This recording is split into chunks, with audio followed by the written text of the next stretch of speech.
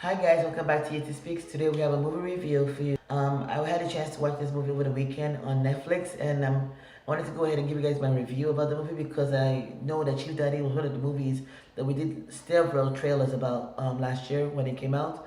A Nollywood movie produced by Ebony Life, which is one of the premier production companies, channels in Nigeria, headed by the one and only Moa Budu, who is the president of the Academy Awards in Africa right now. And Chief Daddy was a movie really that had a whole lot of stars in it. Basically, if you were a star in Hollywood, you were in a movie. You had people from RMD to Funke Akindele to Kentesho Nodo to Remy Oniga to Remy. Is it Remy Oniga? Is that her name? I'm not sure. I think that's her name. Um, to Edo, um, just basically everybody, Ikemo War, Patience, Madame Comfort, who else was in the movie? Everybody was in the movie, really. So I'm going to do my movie reviews like I normally do. I haven't done one in a while, but if you guys watch my movie reviews, you know I do it according to the story, according to the soundtrack, the costumes, the cinematography, location shots, and basically my overall feeling about the movie. So I'm going to start with the synopsis of the movie. Sugar is a movie that takes place after a billionaire man passes away.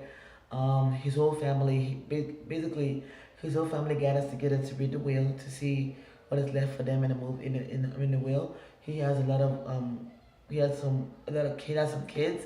He has a wife. He has some concubines. And they're all gathering in the same house to find out what he has for them in the will. And the story is really about the conflict that happens within the family where one person is trying to get over the other person in order to get more money or what have you. Basically, the fights that happens in the polygamous situation, and that part was really prevalent in the movie. It was quite funny, really, when you think about it. Watching it, it was a good movie.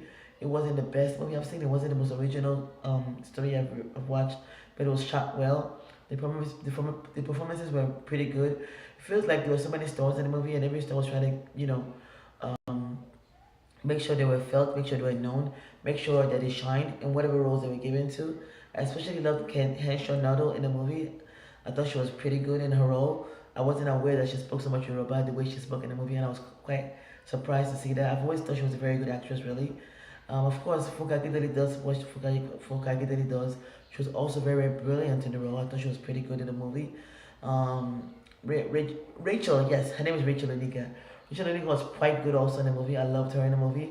And I loved Joker Silva also as the matriarch of the whole thing.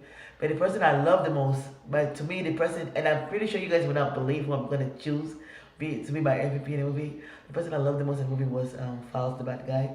I thought it was a fantastic part for him. I thought he made me laugh hilariously. I thought he was just so funny. He was just something else to be told. Really, I didn't understand what he was saying. I didn't understand the language he was speaking. But my brother told me, my younger brother, who, of course, is more into the culture than I am, told me that that was actually a slang in Nigeria and that some guys do talk like that and that people understand what they're saying. I didn't understand what he was saying, but, I tried as much as possible to understand it. So I thought the story was good itself. I thought it was a good story, but I didn't think that it was a unique story. And I thought the acting was quite good. Um, I liked the location shots. I thought the cinematography was quite well done.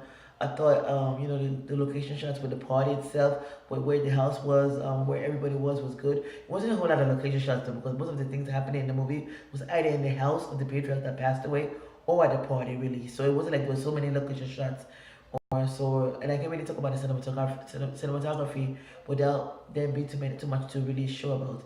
Basically, what you really talk about when you talk about Chief Daddy, what you really can talk about is the acting itself, the costumes, and the cinemaposes, and the soundtrack, and those are the things that I love the most about it.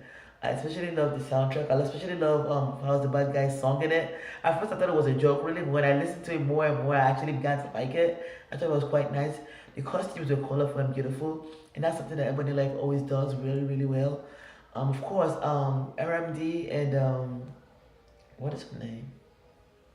I can't remember her name, but they had a cameo in the movie from the show from Ebony Life, Castle and Castle. So they were the lawyers that were actually handling the will for the person of the patriarch, really. So they had a cameo in the movie, which is why the movie was filled with so many stars.